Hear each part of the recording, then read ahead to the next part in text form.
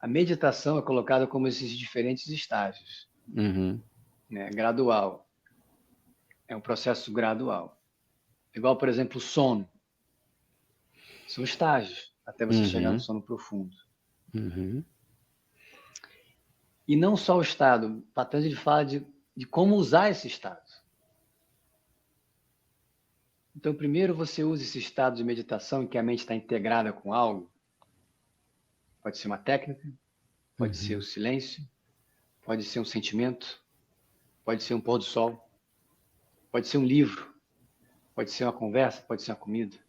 Imagina se você, a cada interação que você faz, você está com essa mente meditativa, essa mente totalmente integrada com aquilo que ela está interagindo. Né?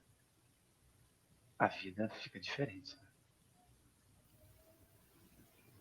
Primeiro, Patanjali fala que a gente deve usar esse estado para pacificar todos os efeitos dos kleshas.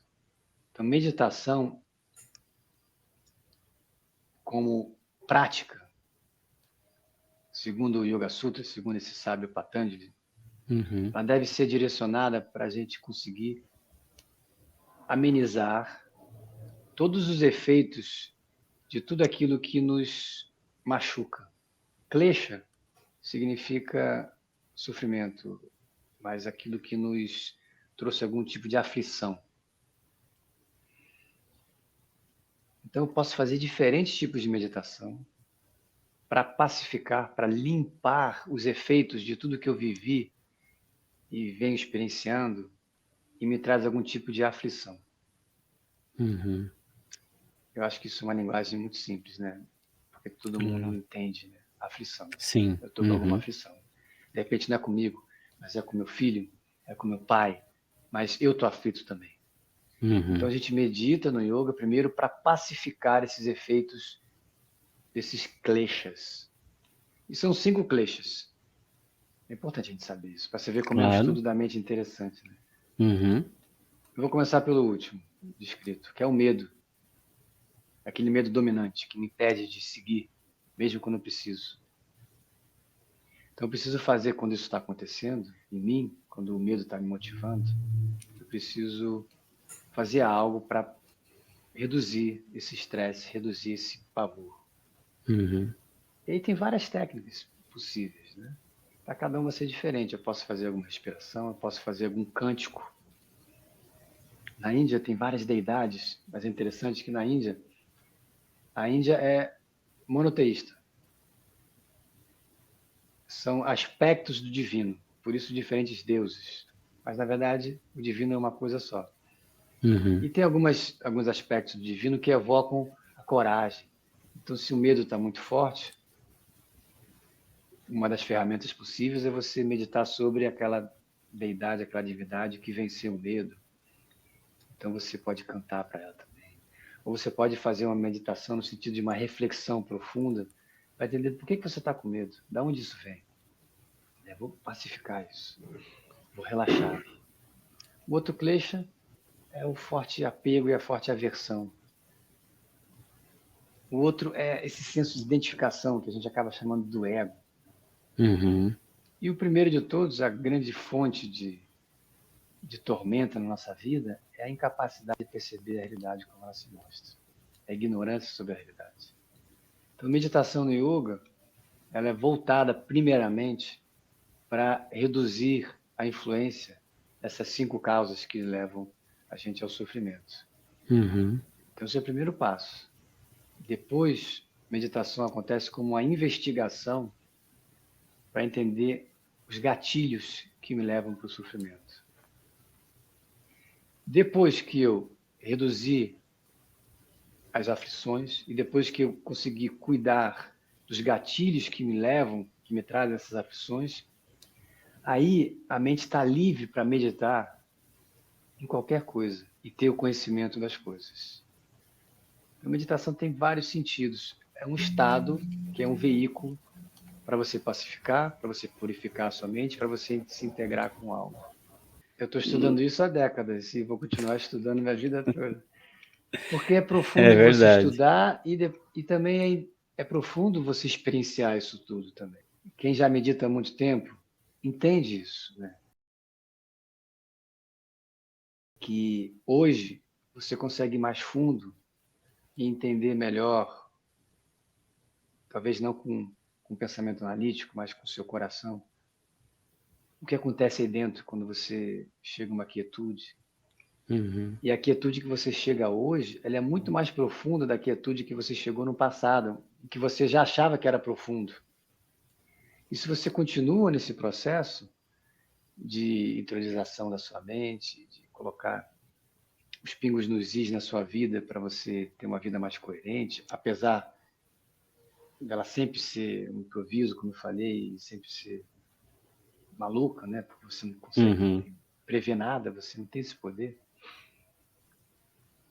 Você vai vendo que você vai mergulhando cada vez mais profundo, cada vez mais prazeroso, mesmo quando você está numa fase difícil da sua vida. Bacana, bacana. Esse aprofundamento. Meditação, nossa, falou isso, faz muito sentido. Quando a gente começa as práticas, quando começa a perceber, quando começa a ter uma ideia, nossa, que avanço, né? Eu lembro, meu primeiro assim foi relaxamento, acalmar um pouquinho os pensamentos, mais ou menos nesse sentido, né? Mente hiper, mega acelerada. Já foi um avanço maravilhoso, né? Hoje, 10, 12 anos depois, é uma outra forma. Isso não quer dizer que a aflição não venha, que o sofrimento não venha, que as dores não venham, que os pensamentos não venham, mas a forma de lidar com eles ficam muito mais diferentes, muito mais fáceis, né, de lidar com tudo isso. Acho que daria para...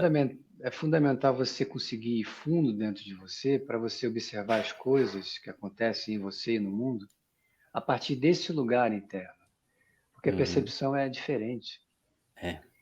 E quanto mais você vai fundo, mais você também sente um certo conforto aí dentro, né? Você se torna menos reativo e as coisas te atingem menos. E o sofrimento é algo que vai acontecer. É intrínseco à vida. Exatamente. Mas como você reage a ele? Né? Pode ser simplesmente um momento e você, com essa mente mais introspectiva, consegue interagir profundamente. Às vezes a gente quer negar, né? Interagir profundamente com aquilo, e porque você interagir profundamente com aquilo, você digere aquilo se torna uma outra coisa. E aí você segue. O sábio não é aquele que não sofre, né? É aquele que tem essa experiência do sofrimento e segue. A maioria de nós carrega, porque não digere muito. E por quê? Porque não vai fundo em si, não vai fundo nas coisas a partir desse lugar interno, né, de profundidade. E aí é como se tivesse uma indigestão. Aquilo fica ali preso, né, como um nó. Né? E aí vai ficando cada vez mais difícil viver, porque isso vai te influenciando. Exatamente. Esses nós todos mal digeridos vão te influenciando. Então, meditação no yoga, a primeira coisa é a gente pacificar um pouco. Então, várias técnicas de meditação para relaxar. Mas a gente não deve parar aí, porque senão se torna uma experiência de fuga, ou uma experiência corriqueira de prazer, assim, na sua rotina. E você não sai daquela roda, porque você não resolveu os gatilhos, a questão principal, né, que sempre te leva lá de novo. É muito comum isso acontecer, né? A meditação se torna uma fuga. Tá tudo ruim fora, já aconteceu comigo. Tá tudo ruim fora, ou não tá tão interessante fora, então eu vou para dentro. Aqui eu controlo, aqui eu fico quieto. Aqui eu sou ótimo, aqui eu não sou egoísta. Aqui eu não sou impaciente, aqui eu não sou chato. Então eu vou fugindo do mundo, vou fugindo do mundo. A Bhagavad Gita fala disso também, da gente ficar apegado a estados meditativos. Interessante isso, né? Legal. Você tem uma experiência interessante, o que é natural? A próxima eu quero vez mais. Que você quer, quero mais, quero de novo. Igual uma droga. Só que cada momento é diferente. As coisas não se repetem. São experiências únicas sempre, porque a vida é um processo para frente. E se você está voltando sempre para o mesmo lugar, da mesma maneira, você está num lugar cômodo. Talvez você esteja nessa mente que a gente chama de mente muda. É um torpor. Um torpor. Você vai para um lugar de dormência interna. E pode ser muito prazeroso. Porque se a vida é muito acelerada e você está muito acelerado, você vai para esse lugar de torpor e aí ou de letargia interna, né, onde a mente vai para esse lugar mais de peso. E a gente confunde isso, às vezes, com o processo meditativo. O processo meditativo, a mente está viva, está leve, ela está fluindo, ela está avançando para o novo.